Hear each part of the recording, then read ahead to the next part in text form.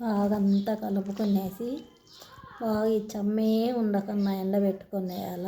బాగా 2 రోజులు లేదంటే 3 రోజులు బాగా ఎండబెట్టుకునేయాల.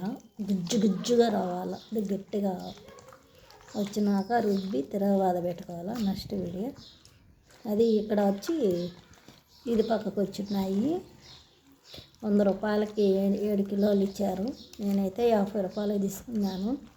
ఊరగాయలు ఏది అయిపోయిందనేసి పెట్టుకుంటే ఇంకా బాగుంటుంది మనం చేసుకుంటే. కానీ ఇదంతా ఎండ పెట్టుకునేయాలి. ఇది పొద్దున్న ఇంకా